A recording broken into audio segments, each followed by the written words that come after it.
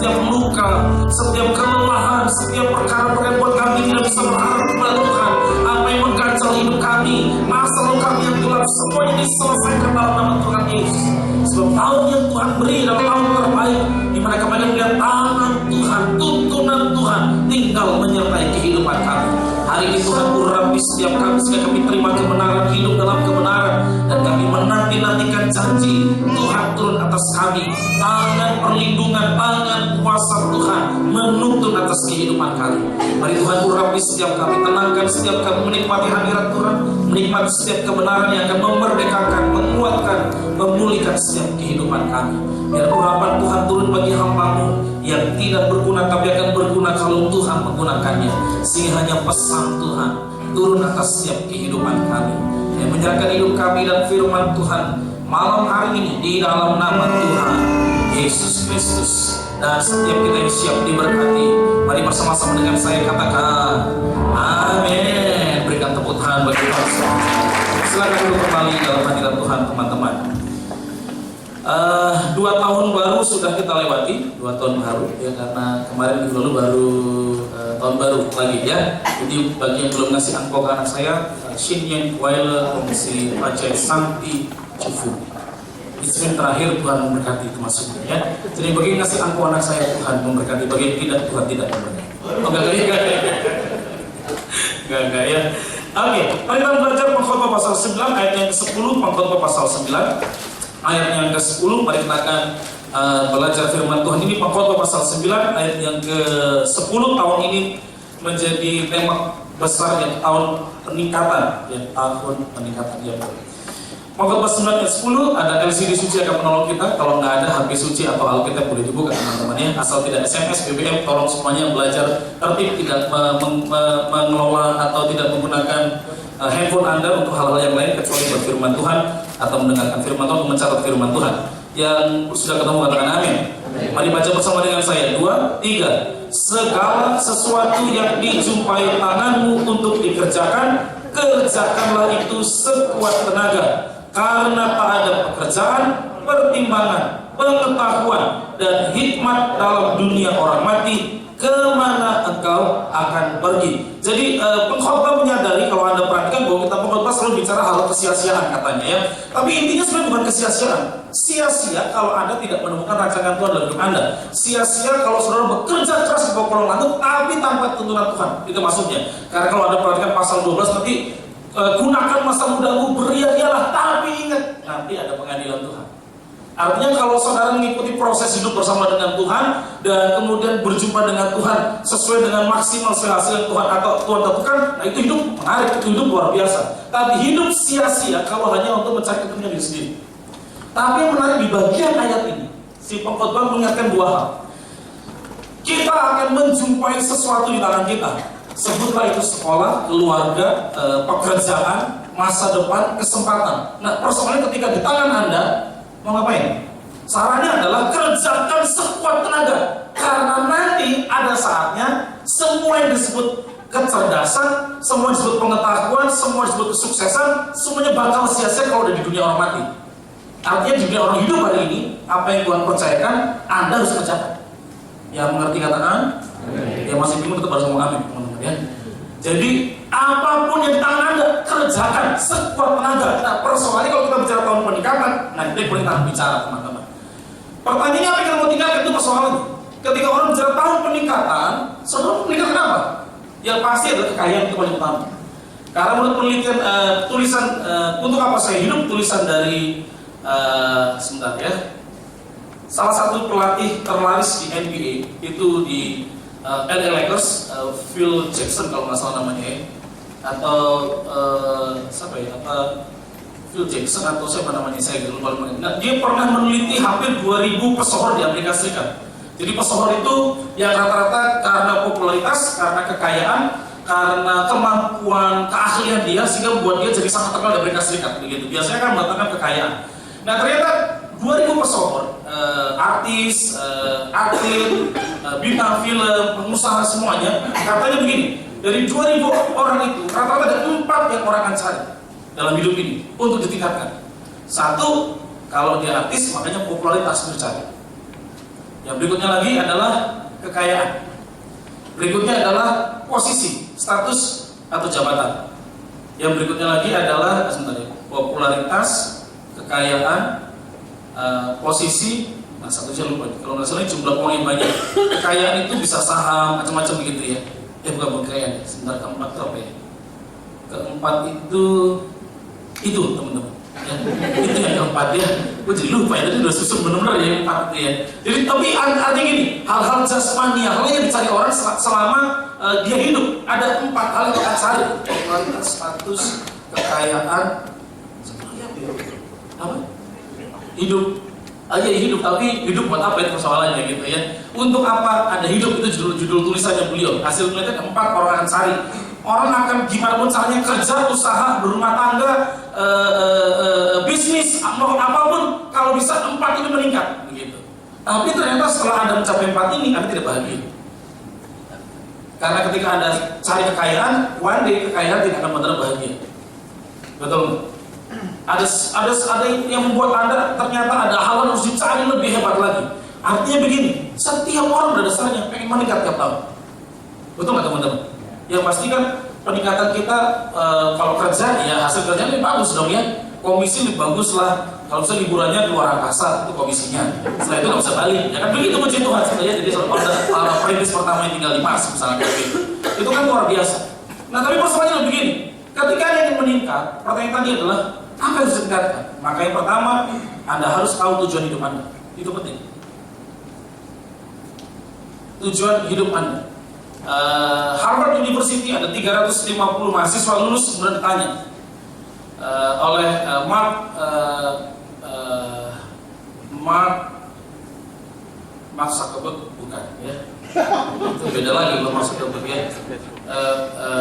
Gue jadi lupa sih namanya. Alhamdulillah kalau nggak salah.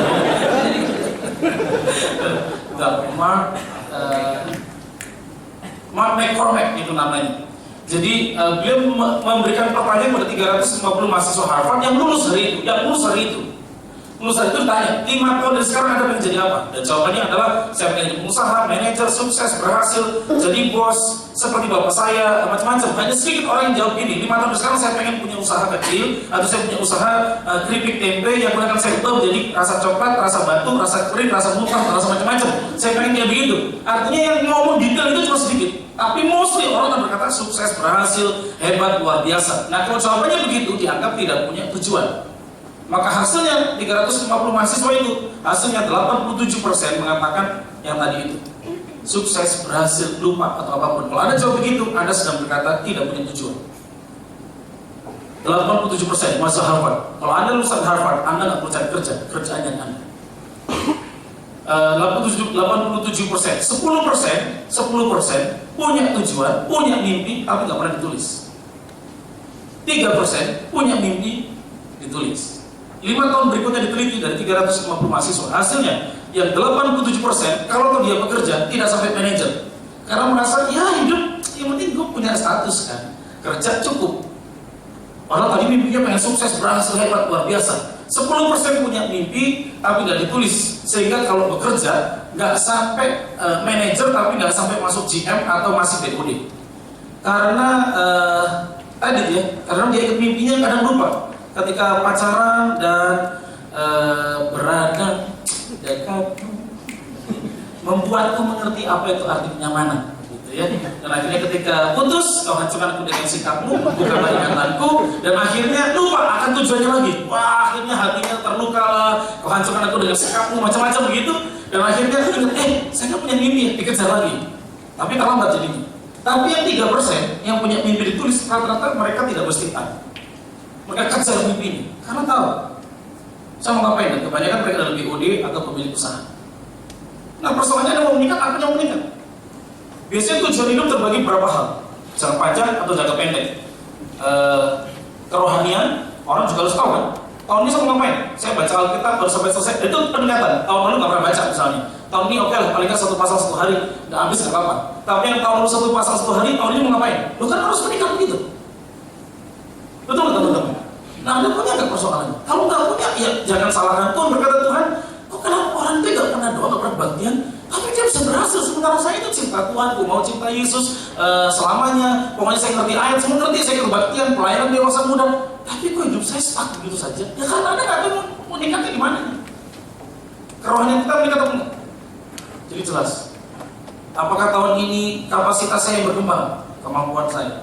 Kalau saya tadi WL atau singer, caranya saya mungkin harus berubah.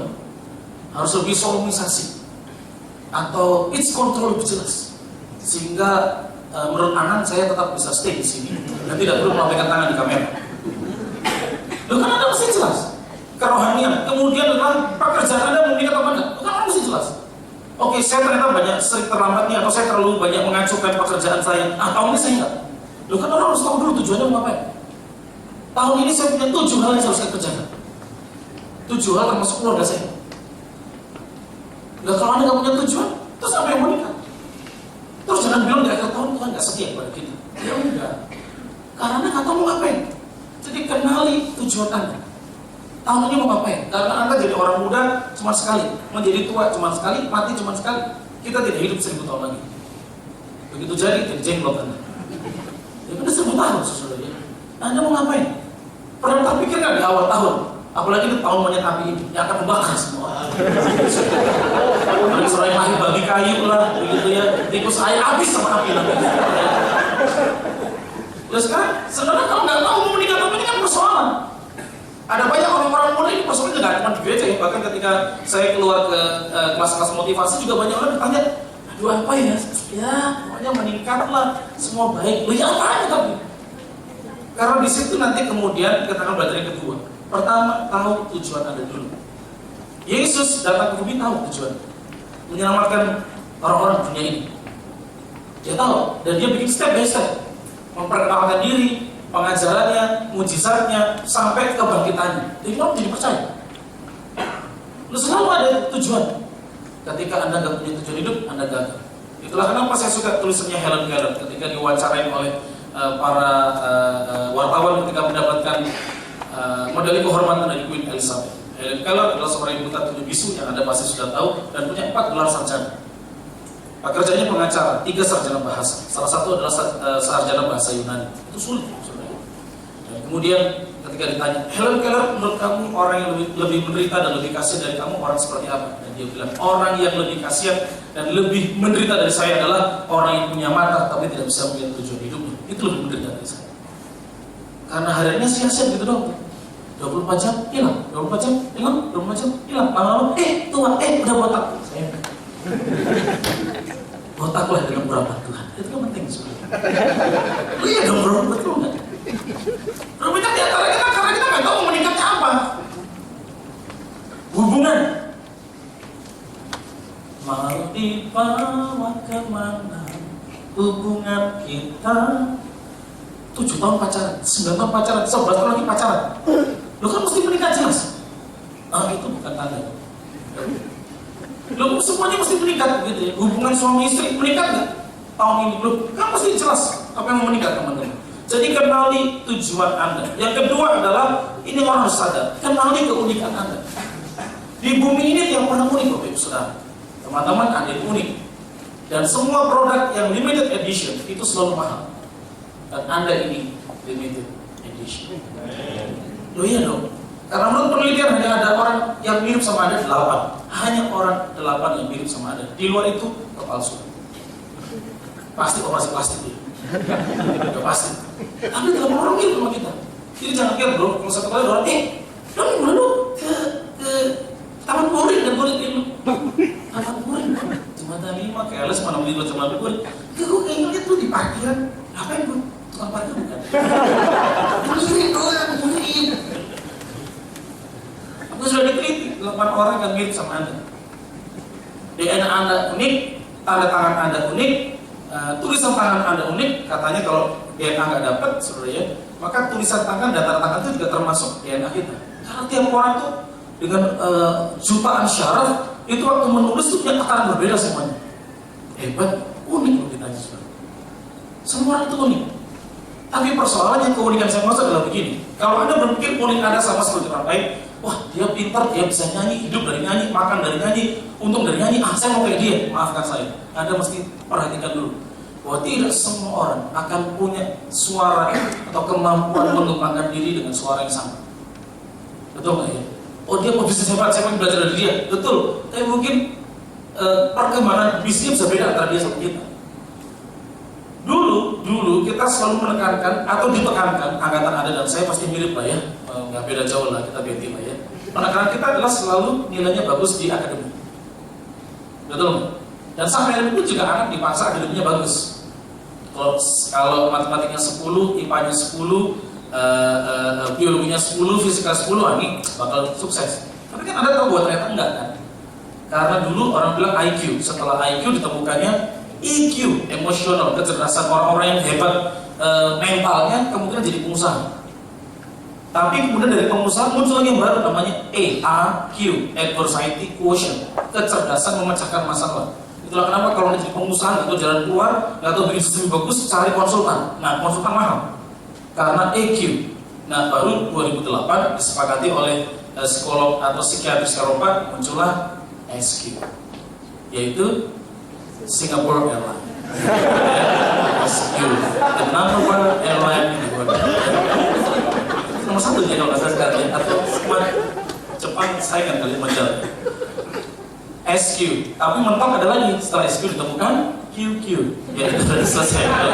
Ada lolos dari bala kenal teman-teman. Berarti Anda gak akan kalah setelah itu. Nah teman-teman yang kasih Tuhan Yesus, artinya begini, dulu penangan kita pada IQ, tapi saya lebih suka sepakat dengan penelitian dari orang namanya William Gardner, sehingga kemudian disebut sebagai multiple intelligence. William Gardner ada 7 intelijensia yang ditemukan di manusia. Penekanan kita ada orang yang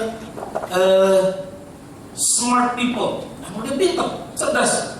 Ada pasti saudara pernah punya teman di kelas yang dia jarang nyatat tapi nilainya 10 terus. Itu orang nyebelin banget. Itu buat kita suka daripada orang tua kayak gini. Ini orang yang begitu suka diomelin orang tua kayak gini. Orang tua nggak kayak dia, orang kita gitu nggak pernah belajar, belajar sampai minum kopi mirna semuanya orang. Tapi nggak bisa emang gue nggak bisa di matematika, fisika nanti gue. Tapi melihat orang yang nggak pernah belajar, cuma buat pinjam fotokopi catatan teman, terus bisa jawab itu. Itu tuh. Itu orang kayak kita gebukin sebenarnya. Lu kenapa sih nggak bego dikit aja ini? Supaya kita tuh agak terangkat dikit nasibnya kan. Tapi ada orang yang emang smart people. Tapi ada orang yang punya kemampuan namanya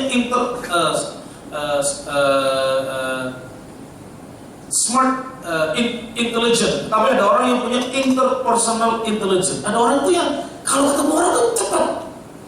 Nah itu sales tuh cuma kayak gini. Wah dia nih kalau ada sales yang pendiam. Bisa? Apa bisa? Kan gimana Pak? Langsung banget. Muka badan. Ini orang jago sales nih, cocok nih. Sales, komunikator, seorang yang negosiator ini jago nih orang kayak gini. Tapi ada orang yang tadi interpersonal, dia intrapersonal. Intra itu berarti dirinya. Ada orang yang di belakang layar dia bisa merenung, memikirkan, mengevaluasi, mencari hal baru. Nah itu kebanyakan biasanya mereka adalah psikolog misalnya, pendeta, begitu itu karena banyak melakukan meditasi. Itu orang kayak ini. Tapi ada juga orang yang smart picture intelligence. Jadi dia bisa menerjemahkan semua dalam bentuk gambar. Karena ada orang yang bisa menerjemahkan dalam bentuk tulisan, tapi kalau gitu bisa tarik ke dalam gambar. Aduh gimana ya, gak bisa begitu. Ingat Yesus, Tuhan pernah memberikan gambar kepada Musa tentang tabut Allah. Terus waktu Musa kasih tahu, seperti Musa bingung. Nanti kasih tahu, aku sudah kasih tahu Aholiab sama Bilal dan Aholiab. Nanti dia akan bikin. Saya udah taruh di sedia. Ngerti maksud saudara ya? Ada orang tuh mau jago di situ, maka kuatlah di situ. Jangan kuat di pendidikan. Yang maksudnya di fisika, kimia, nggak jago di situ. Anda akan dipermalukan. Nah, persemuanya ada banyak orang mengerti saya di mana. Tiap orang unik Bapak Ibu. Teman-teman Anda unik. Saya senangnya di Jakarta adalah semua bisa jadi duit. Itu saya suka. Anda sih, kita di Jakarta butuh duit. Betul nggak? Lo kan tuh bayar duit kadang-kadang. Karena setelah itu kamu mesti boker ke tempat-tempat tertentu kan. Nggak mungkin lo musam-musam di jalan, nggak mungkin. Tapi ada orang sedang peluang sedih gitu, orang gitu. Akhirnya kalau anak ke puncak, akhirnya ada WC umum gitu ya, terus bayar 2000. Orang di Jakarta sudah bisa jadi duit, tapi persoalannya kalau Anda nggak mengerti kekuatan Anda, nggak bisa jadi duit juga. Saya pernah ngajakin bisnis sama teman, bro, pokoknya lo jadi ini deh, jadi advisor kita. Saya bilang jangan, gue bakal jadi advisor yang merugikan orang. Karena pendeta kalau jadi pengusaha tanpa jiwa yang keras, yang tegaan, susah. Karena orang datang, gimana dong? Lu kasih, bro, dulu kasih aja. Tapi dokter kok sih malah? Ya kasih. Lu kan repot betul nggak? Karena nggak bisa. Ini uang modal kita nggak bisa diambil begini. Kan begitu. Kalau kita pendeta kan terlalu tinggi belas kasihan. Jadi pengusaha rugi kita nanti. Akhirnya bukan usaha untuk untung, usaha untuk rugi. Lu kan mesti tahu kekuatannya. Sehingga kalau saya tahu kekuatan saya adalah teman-teman perhatikan kalau Anda menemukan kekuatan Anda selalu ada namanya teori bunga matahari. Jadi pada perhatikan teori bunga matahari itu besar di tengah, terus ada kelompoknya. Betul ya? Nah artinya begini, kuat Anda di mana, nanti akan berkembang. Contoh, saya kuatnya di bicara, itu kekuatan saya. Fisik saya udah mulai lemah, gitu ya. Dulu saya olahraga basket 6 kakak ini, saya lupa ya, saya bawa kakak saya. Kebetulan beliau, ini dari Surabaya, ada Mbak Ruth sama Mas Agus. Ini kakak saya, sekaligus kakak rohani saya sebenarnya. Karena di rumah mereka lah saya mengenal Tuhan lebih baik. Di rumah mereka lah saya diajar pelayanan. Di rumah mereka lah saya sungguh-sungguh belajar doa dan mulai mengerti bahwa hidup itu punya masa depan. Dulu berpikirnya karena keluarga yang bercerai gak punya masa depan. Tapi kakak saya ini pendeta, Mas Agus juga seorang pelayan Tuhan. Jadi dengan mereka saya diajar gitu ya, diajar. Nah kebetulan beliau ada acara doa dengan Ibu Strategic di Hotel Yasmin dari Selasa sampai Kamis tadi. Terus saya jemput dengan Mas Agus, Mas Agus tinggal di rumah saya, jemput. Akhirnya saya bilang, nanti saya sekalian pelayanan ya, saya jadi langsung jemput, ajak sini gitu. Jadi beliau bareng dengan saya. Tadi saya lupa sebenarnya kalau saya tadi mau piring ini mau minta mereka kesaksian 5-10 menit begitu ya, karena ada peristiwa yang terjadi dalam hidup mereka. Ya kalau saya cerita nggak terlalu feelingnya nggak dapat gitu ya, ngesolnya tuh nggak dapat teman-teman, reggae-nya tuh nggak bisa teman-teman ya, nggak dapat. Kalau dia nyanyikan ngesolnya dapat begitu ya. Ya tapi kalau dia cerita, mereka bercerita kayaknya bakal dapat. Tapi nanti mungkin kalau misalkan boleh 10 menit aja ya, mereka akan kesaksian. Nah teman-teman sekali lagi cerita bunga matahari itu begini. Ketika akhirnya saya sadar saya dulu main basket 6 kali 1 minggu latihan. Tapi karena kemudian hidup dengan mereka, basket hilang kemudian ya, akhirnya Tuhan ya itu kayaknya bergaul pendeta itu gitu. Kita semua berangkat kita jadi pendeta itu. Dengan siapa Anda bergaul itu pasti begitu ya. Nah terus kemudian akhirnya saya sadari saya kekuatannya di bicara. Nah oke, bicara itu kekuatan. Setelah bicara kekuatan, satu mau ngapain? Oke, saya ngajar, saya trainer, sekarang bikin modul motivasi. Terus kemudian pendeta pasti saya dosen. Nah, pasti kan gitu tuh, gak akan pergi dari situ. Nah pas kalau Anda gak ketemu intinya, susah, gak pernah jadi gede nanti, gak pernah meningkat, karena kita tidak menemukan intinya kita di mana. Itulah kenapa kalau Anda nggak tahu, Anda sekali tanya pada mentor Anda, tanya pada pembimbing dewasa atau youth pastor Anda. Perlu, karena mereka bisa melihat apa yang tidak pernah kita perhatiin. Oh perlu. Saya pun akhirnya belajar dari pastor saya, Pastor Lukas Tahi, karena saya sharing. Terus saya sampai sekarang masih punya teman yang akan saya suka ngomong, namanya Johnny Kilapong. Dia bagus banget ya orang. Dulu satu gereja dengan kami, pengerja di Kelapa Gading, saya di Menteng. Terus beliau pindah ke Kupang, sekarang jadi motivator di Kupang. Terus sekarang dia punya materi yang sangat bagus begitu ya, untuk peningkatan kepribadian, kekristenan, maksimas, macam itu dia punya begitu. Dan saya suka diskusi sama dia, dan dia cerita sesuatu, saya belajar sesuatu. Karena buat saya penting untuk meningkatkan kemampuan saya. Nah, kalau Anda tidak menemukan keunikan Anda, tadi itu 7 kata beliau juga multiple intelligence, ada di mana? Maka kita tidak bisa berkembang. Mau meningkatkan apa? Tapi saya modal nggak punya. Multiple intelligence bukan masalah modal, tapi masalah nanti adalah yang ketiga, Anda harus mengalami ketekunan. Anda tahu ikut karena kan kita bisa ke multiple intelligence berapa power karakter misalnya Pak Yakub Esra. Karena kan di foto karakter Anda orang kayak gini, walaupun kadang ada benar, kadang maaf ya, kadang ada yang salah juga. Karena istri saya pernah menipu orang karakter. Jadi dia coba ya, 2 tahun ikut karakter, foto karakter, dia jujur nih, jujur, tapi kok nggak benar juga, begitu, kok masih nggak pas gitu. Akhirnya dia ganti, saya ini Pak kerja keras, kerjain gini, dia sebut gini. Di foto karakternya, Anda ini orang yang akan mencari cara dan mencapai tujuan dengan berbagai macam cara, menghalalkan banyak hal. Padahal setahu saya istri saya nggak berani ya orang. Ngerti saya ya? Bisa ketipu juga itu si foto karakter maksudnya. Tapi paling tidak itu benar-benar jadi tahu. Tes karunia kalau misalkan ada begitu ya. Jadi Anda tahu, begitu Anda tahu, tekunlah di situ. Alkitab Ibrani berkata ketekunanlah yang membuat kita menemukan janji Tuhan. Saya lagi baca buku bro, di Gramedia ada bro, Anda harus baca buku itu bagus, 10.000 jam ketekunan. Sudah diteliti di tingkat dunia ini oleh seorang, tadi William Gardner ya, William siapa B gitu namanya. Nah, beliau berkata begini, sudah meneliti orang-orang hebat di bumi ini menjadi tingkat dunia, misalkan atlet juara Olimpiade,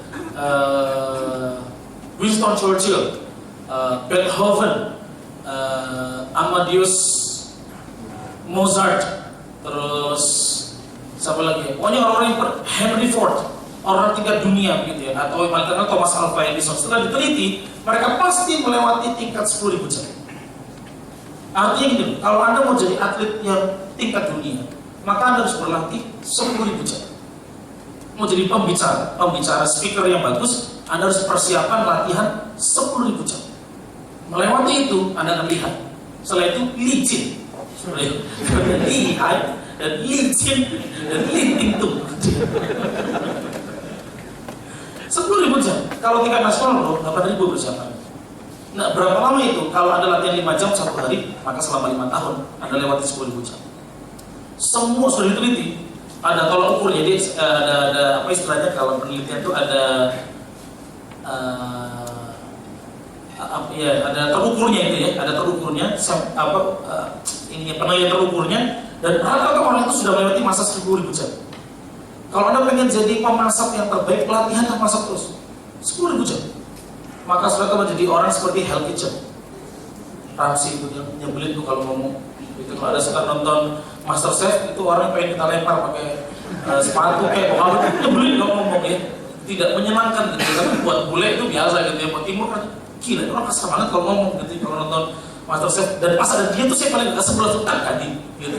Masakannya enak cuma kalau dia ngomong semua langsung muntah. Tapi yang orang dulu begitu dia dipakai. Karena kenapa? Udah bagus. Dia udah latihan 10.000 jam dari nol, dari gak punya apa-apa, dari career terus naik. Jangan pernah harap ada instan. Apalagi ada anak Tuhan. Anda hidup itu dengan kesadaran, bukan dengan halusinasi. Lu ingat, bagaimanapun juga ketekunan itu penting teman. Anda mau menikah kenapa tahun ini? Kalau nggak pernah tekun, baru 3 bulan kok. Bukan 3 bulan kok. Kalau kayaknya kok nggak tahu, gue nggak pinjam 10 juta. Yang kemarin kenapa? Soalnya gagal kok. Ya tapi lu coba terus. Makanya karena itu kenapa saya suka survei. Supaya kita tahu kekuatan kita di mana dulu nih. Perlu ngerti dulu. Kalau memang 70% jalan, kalau enggak 40, 30 jangan. Kembangkan dulu. Tapi ketekunan penting Bapak Ibu, teman-teman. Anda mesti tekun. Tanpa ketekunan nggak bisa. Sama lah ketika Anda senang sama seseorang, kalau pria tidak tekun, deketin tempel terus usahanya. Lu tempel terus. Mau orang tuh lihat lu enak terserah tempel terus. Ada akhirnya saya sudah pernah menyarankan teman saya ditolak. Terus bu gimana bro? Tenang aja, tempel aja lu ke main rumahnya. Dia tuh putusin gue, lu itu udah nolak gue. Masa gue tega-tega, kamu itu muka taruh mana? Taruh situ aja. Kalau lu taruh pantat, dia kaget banget. Masa sih? Nah iya kan, kalau lu dewasa setelah putus, masa lu terus gak main? Kalau lu dewasa setelah putus, lu temen. Memang gak enak awalnya, tapi kan tetap temen. Ya udah deh, ikutin nasihat saya. Tetap main, tetap datang. Orang tuanya lama-lama mau sama yang putrinya. Mau cari yang mana sih kan? Ini pria tanggung jawab.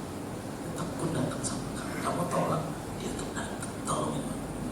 Nikah aja, nikah juga. Punya anak satu juga. Loh, kita aja bener-bener ngerti ketekunan masa untuk mencapai peningkatan anak gak pernah tekun. Doa, ya tekun. Hanya orang yang bermimpi yang kemudian pengen minta mujizat tapi nggak pernah doa. Kalau menetap mimpi, tertidurlah. Tapi kalau pengen jadi kenyataan, bangun, kerjain bagian Anda. Loh iya dong, kerjain. Dulu saya pernah merasa minder sebagai pria, karena satu kali waktu saya jadi full timer, gaji istri saya lebih tinggi 2 kali lipat daripada saya. 2 kali lipat. Tapi saya masih ada daily office. Sampai 1 kali kemudian, kerja saya dengan 1 dan 2 peraturan, akhirnya kita nggak cocok. Dan ada isu macam-macam yang tidak pernah dikonfrontasi. Akhirnya ketemu sama gembala senior, mau saya cerita gitu. Oke, berarti saya tahu sebenarnya. Tapi kok saya bilang, ini istri saya, si pastor sama istrinya. Tapi kok kamu udah memutuskan mengundurkan diri dari full timer, bukan dari gereja ini. Anggap ya, saya tetap berjamaah, tetap pengerja, tetap pelayan Tuhan, tapi full timer nggak usah digaji saya. Ya sudah, pokoknya saya minta kamu disini ketemu saya. Ya, itulah kenapa sampai ini saya nggak pindah-pindah. Walaupun gereja lu udah nawarin 5 juta, 10 juta per bulan, tapi enggak, karena submit, saya udah tersubmit. Itu masa di belakang saya nggak punya gaji, istri saya tetap gajinya sama. Oh itu minder. Mau dibawa kemana diri saya teman-teman? Gua cowok nih. Masa gue nggak bisa cukupin keluarga? Oh pernah kan masa sulit? Dan saya bergumul, Tuhan saya mesti ngapain? Satu yang kerjakan dengan ketekunan apa yang kamu bisa lakukan. Yang bisa lakukan cuma khotbah, ngajar, mentor orang itu kan mirip-mirip sebenarnya kan semuanya. Ya itu saya kerjakan akhirnya. Puji Tuhan istri saya memberi kesempatan kepada saya waktu di tengah. Ya saya tetap khotbah, jadi dari misalkan PK saya 2,5 juta gitu ya dari office. Tapi saya kalau khotbah tahun-tahun itu 1 bulan juga dapatnya 2,5 juta. Itu kalau digabungkan 5 juta nih. Yang ini turun, jadi kan cuma ini doang. Dan ini pun kalau undangan khotbah itu kan naik turun teman-teman. Waktu itu ya, waktu sekarang sih ya saya khotbah nggak banyak, cuma 600 kali setahun. Nggak sombong lah aku sekarang. Karena aku teman-teman ya. Dulu paling sebulan cuma paling mentok 8-10 kali.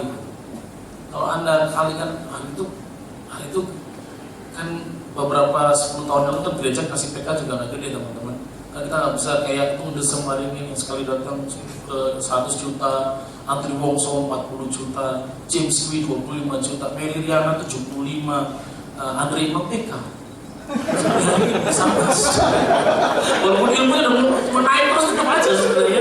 Ya karena tujuan kita kan memang untuk pelayanan, bukan bagi. Tapi kalau saya ke kantor beda cerita. Saya punya tim negosiator kalau ada ke kantor. Kalau kemarin itu dapat keuntungan 120 juta, bro. Tapi dibagi teman-teman kan harus bayar ini, pajak apa semuanya bayar. Itu dulu pernah ngalamin gitu. Tapi untungnya waktu saya tanya, saya pengen mengembangkan diri. Boleh nggak saya minta izin? Saya mau beli buku minimal 1 buku lah 50.000 1 bulan. Di masa sulit, dibilang boleh. Karena saya mau tekun dengan apa kemampuan saya. Sehingga saya beli buku. Dulu buku saya teologi ya, karena saya kan dosen. Sekarang buku saya ganti, buku motivasi lah, pengembangan diri lah, Hong Shui lah, Feng Shui lah, belajar supaya pas Imlek jadi mau laku. Lu bener dong? Kan kita mesti peluang. Iya dong, masa khotbah gue dengan kasih sayang terus. Kan kemarin cocoknya Imlek, ya gue mesti ngomong Feng Shui, Hong Shui. Kalau ditanya ada pilihan Hoki, Hopeng atau Hong Shui, ada pilihan Hopeng. Satu lagi bilang gue bukan kasih 3 bro. Hoki, Hopeng atau Hong Shui. Oke ya, orang pilih Hoki ya. Tapi Hoki kalau nggak punya teman bahaya. Nggak punya teman baik, betul nggak?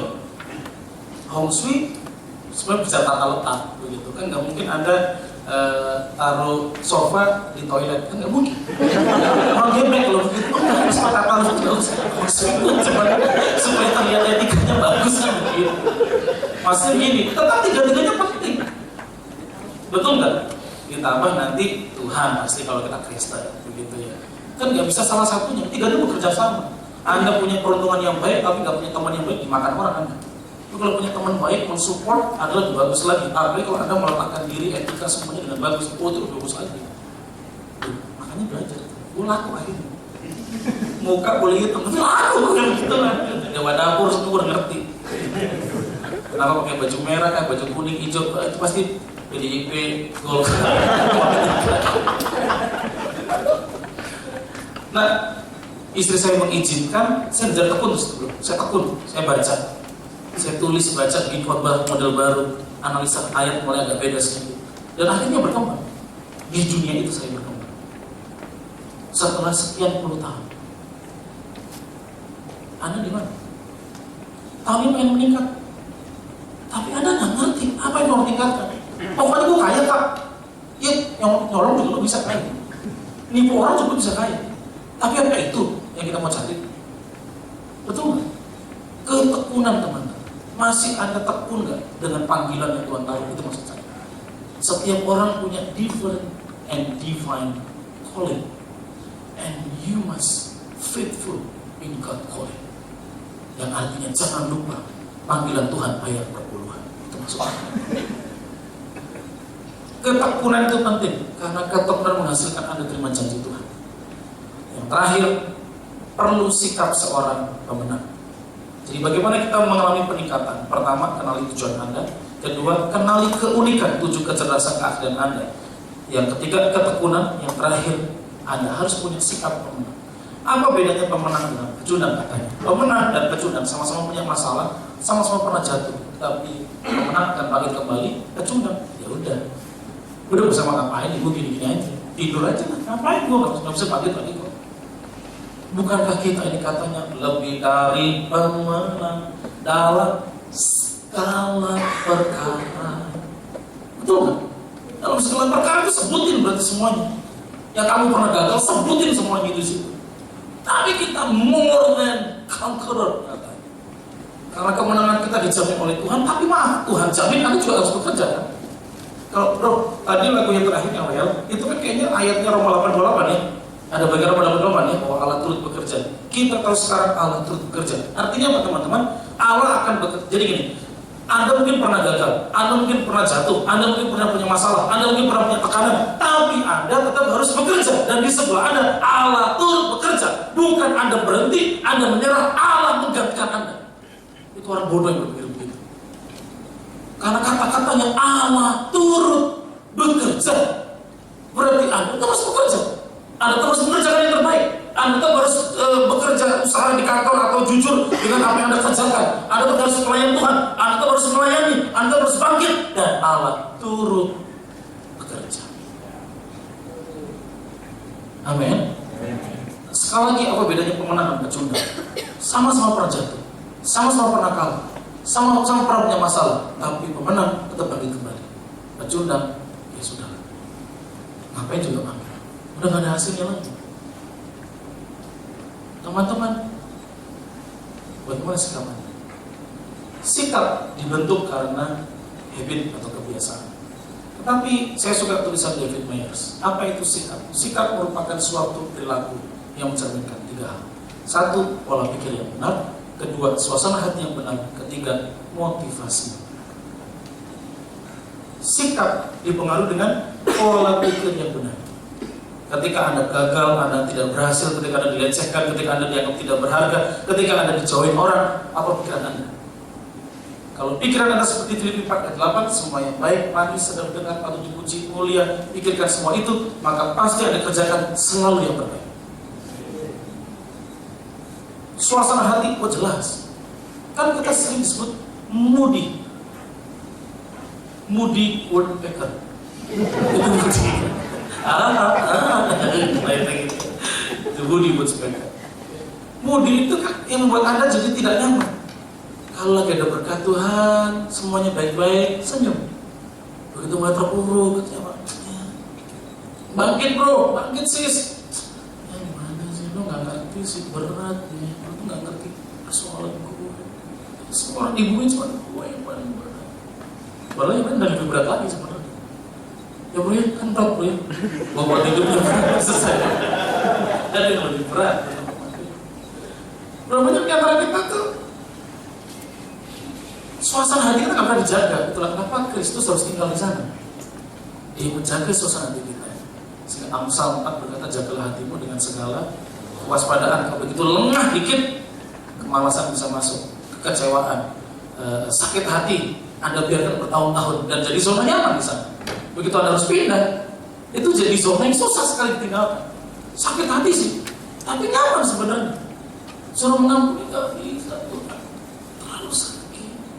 Ada orang bisa ngerti sakit, itu menyakitkan banget. Padahal Anda sudah terlalu nyaman di sana. Teman-teman, jaga hati Anda. Sikap kita juga dipengaruhi oleh motivasi kita. Kalau 3:23, apapun juga yang kamu lakukan seperti untuk Tuhan, bukan untuk manusia. Maka Anda akan melihat bahwa apapun itu berarti pelayananmu, hidupmu dengan rumah tanggamu, hidupmu dengan keluargamu, hidupmu dengan anak-anakmu, hidupmu dengan pekerjaanmu, dengan mimpi-mimpimu, maka seluruhnya untuk kemuliaan Tuhan.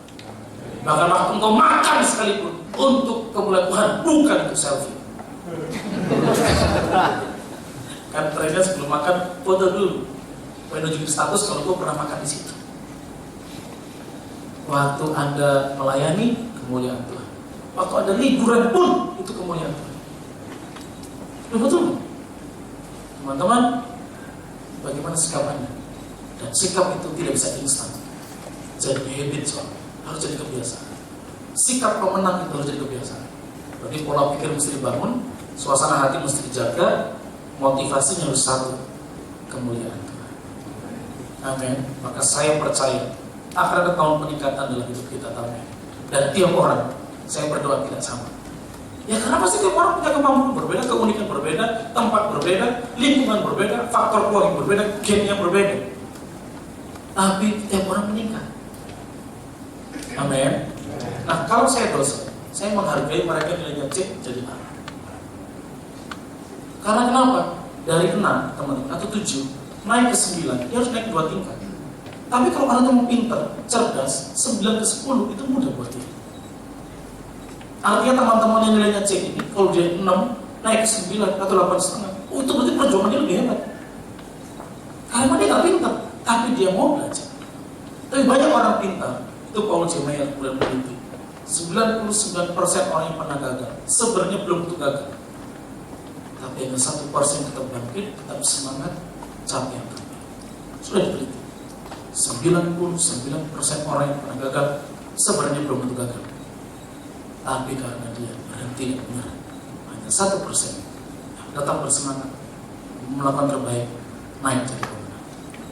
Dan kalau Anda pengen naik, pengen menikmati apa yang Tuhan janjikan, maka peganglah apa yang dikatakan oleh Thomas Alva Edison.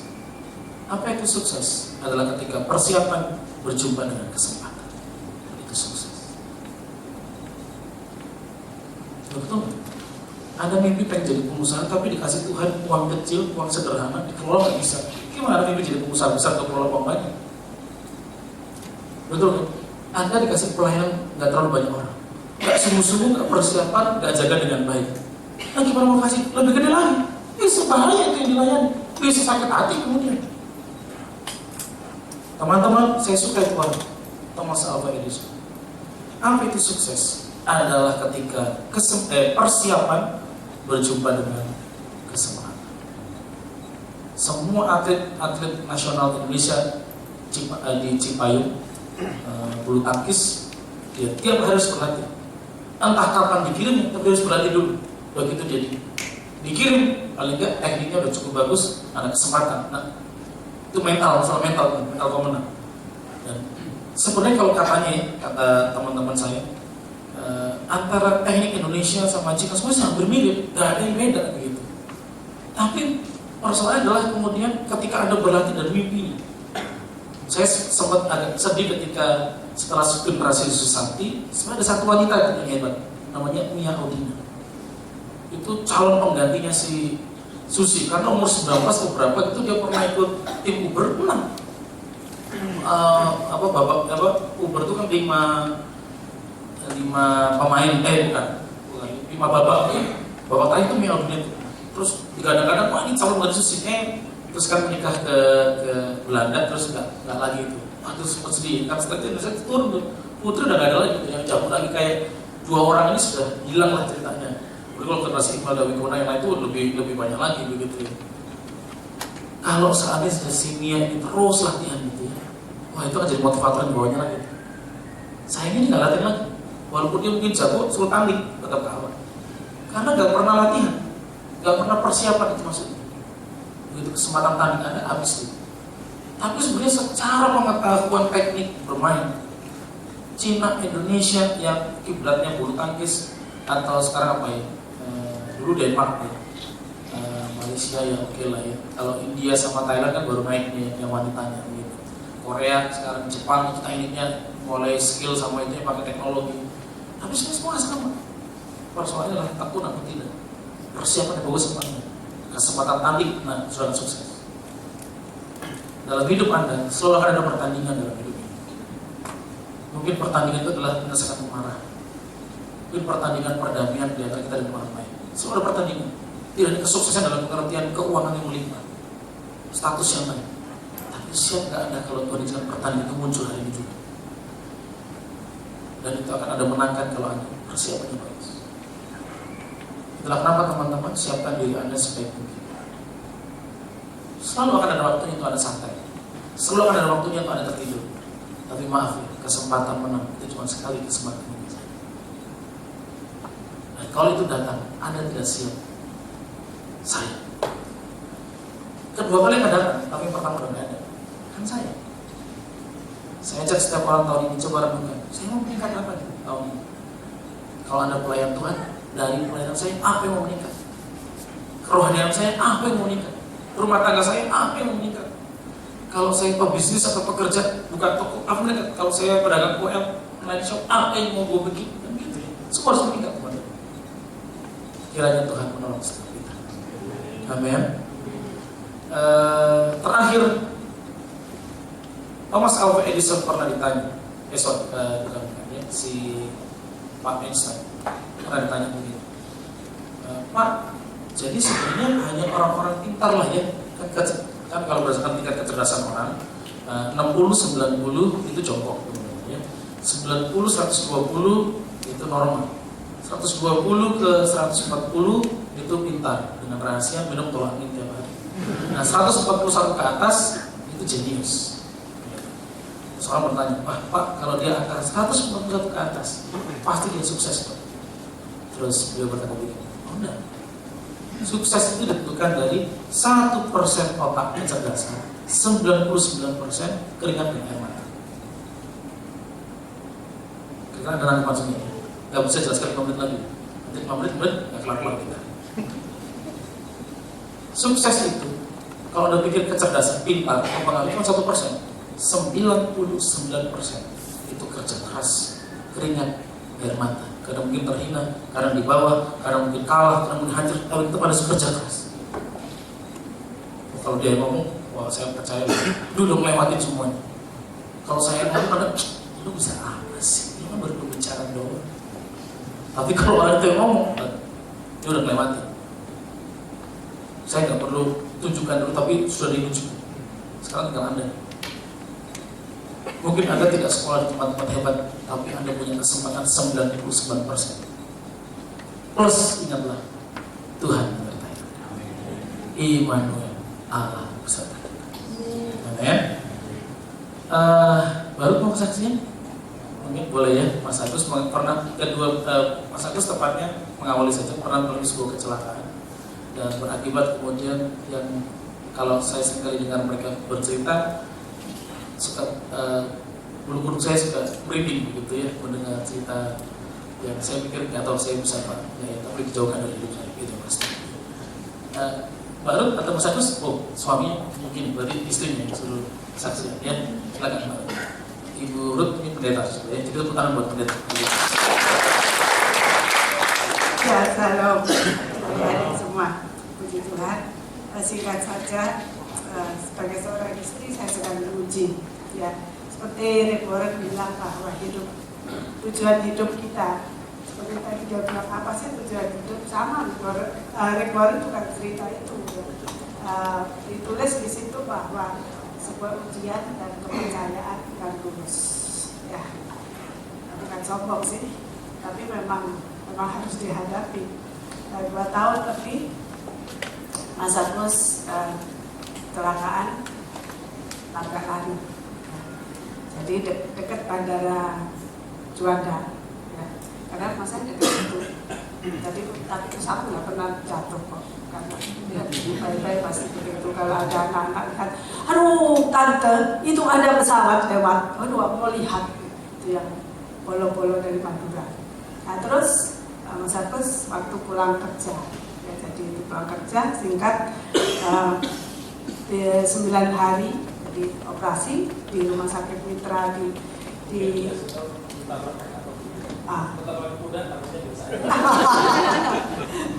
jadi ini arah pulang, ya pulang kerja. Jadi yang di pinggir itu truk gandeng, ya jangan kaget pedoknya Jawa, ya truk gandeng, Mas Agus yang di tengah, sebelah kanan kijang, bukan kijang yang loncat, maksudnya mobil juga. Jadi di apa di atau apa bahasa Indonesia ya itu. Jadi Mas Agus tahu bahwa ini posisi kanan kiri tidak oke gitu. Jadi dia sempat berhenti di situ ya, jadi ditekan dengan ya mobil kijang yang arah berlawanan ya. Jadi langsung pulang itu kaki sebelah kiri itu langsung bengkak. Terus kakinya nomor, kalau sepatu sudah 42, 43, nah itu paling kalau mau pakai sepatu mungkin nomor 50 gitu. Jadi satu gitu, saya tahu bahwa itu apa namanya, karena menghitam gitu ya. Jadi langsung dioperasi dan 9 bulan dalam perawatan. Nah itu yang ujian buat saya, karena setiap hari jadi maaf kata itu 3 jari sekarang sudah wafat. Jadi dalam proses perawatan itu, cuma saya mau bilang bahwa saya harus mengambil sikap, ya saya harus hadapi itu. Saya bilang kepada suami saya, nah, Tuhan sedang menguji kita, kesetiaan kita, ketekunan kita, dan kita harus tunjukkan itu. Nah, kedua, saya sedang diuji menghadapi persoalan ini. Apakah saya tetap menjadi istri yang tetap setia, ya, atau saya noleh sama yang lain? Enggak, tetap sama Mas Agus, ya. Nah itu saya bilang bahwa kesetiaan saya diuji pada saat sulit. Ya, itu. Berapa kemudian, singkatnya tidak bekerja lagi sampai hari ini. Ya. Di tahun ini, ya seperti firman Tuhan tadi, saya ada pemikiran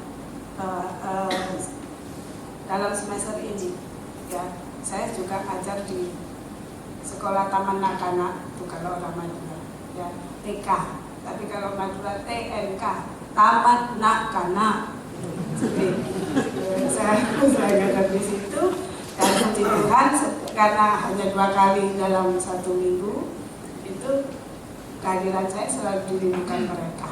Ya, mereka lihat, wis, menurut dia peluk, dia cium-cium saya, aduh senang banget ya.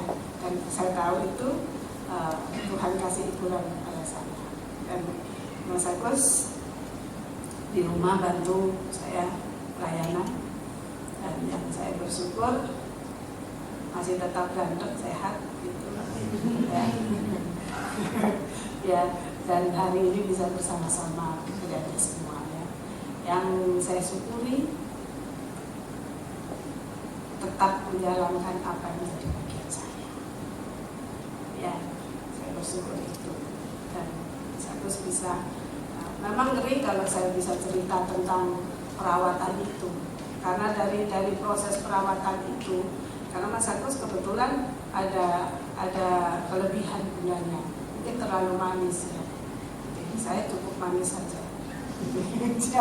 Itu jadi tapi sakit itu bukan karena dia punya sakit gula ya, tapi karena posisi kecelakaan tadi.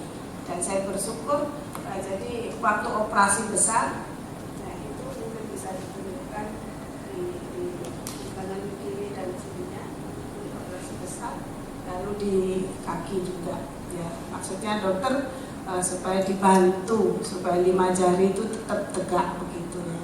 Tapi dalam proses 9 bulan perawatan itu karena sakitnya perawatannya harus tanpa dibius. Jadi bisa bayangkan bagaimana luka terus disikat ya, dicuci sampai benar-benar dia rasa saraf-saraf itu mungkin. Pelajaran rohani buat kami berdua.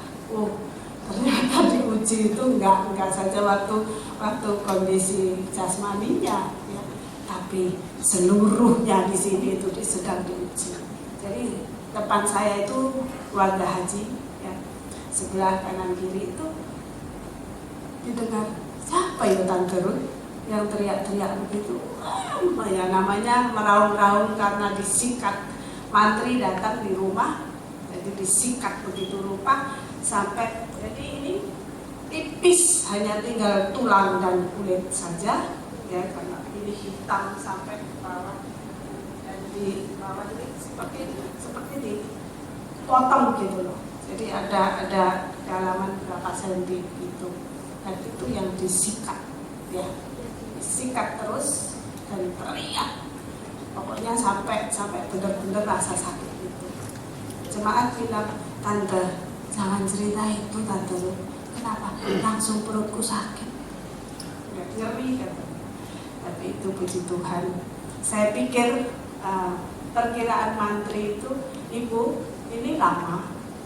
Ya, lama karena kondisinya seperti ini untuk membangkitkan saraf-saraf itu lagi. Jadi biayanya tak korting Bu. Berapa? Pokoknya sekali hadir 100.000 saja. Sebab kalau enggak 150.000 9 bulan. Tapi Tuhan saya, Tuhan yang luar biasa. 2 tahun Mas Agus nemani saya lagi di rumah, katanya tambah mesra toh yang mereka lihat. Ya, jadi Tuhan tetap pelihara. Saya bisa di sini, saya bisa menjadi berkat untuk orang-orang yang saya layani.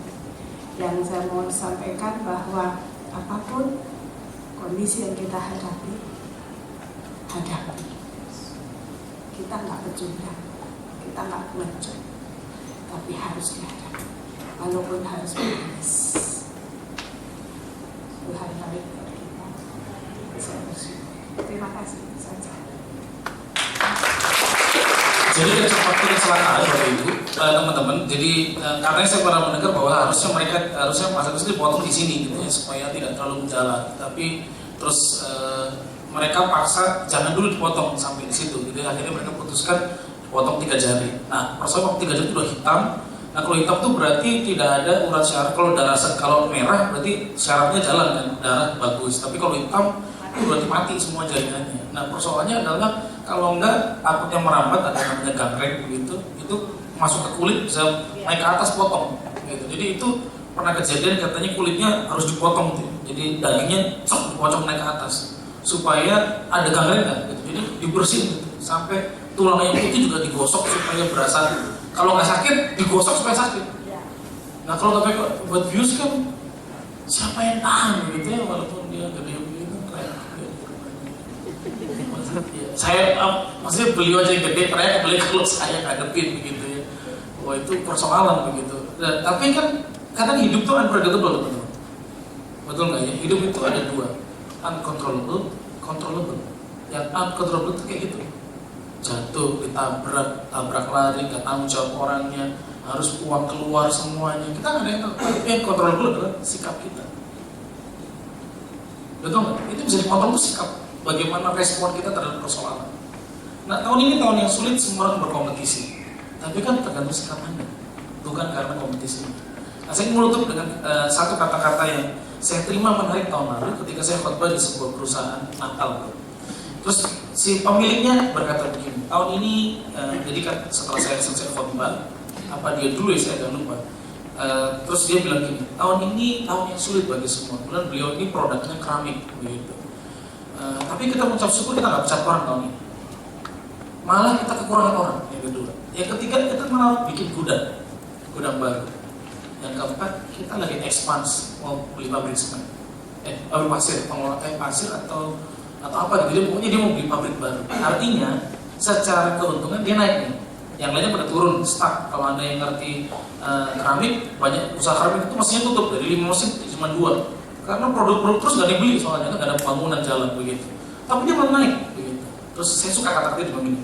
Itu hikmat menurut saya. Nah, kita masuk 2016 nanti, itu Desember 2016. Teman-teman yang kolaps, perusahaan-perusahaan yang maaf ya mungkin agak bangkrut, pecatin orang, mereka belajar 2015, bikin strategi masuk 2016. Jangan sampai kita yang berhasil melupakan bikin strategi yang bagus. Karena orang-orang itu akan lebih kerja keras karena pernah terpuruk. Jangan sampai kita yang sudah naik malah nggak lebih kerja keras seperti mereka. Nangkep maksud saya teman-teman. Wah, maksud saya pulang Tuhan, saya mau belajar. Saya akan kerja lebih keras lagi. Karena ya itu bagian kita kan kerja keras. Apa yang ada di tanganmu, ya itu kerjakan. Kiranya Tuhan memberkati kita. Namanya, mari kita berdiri bersama-sama.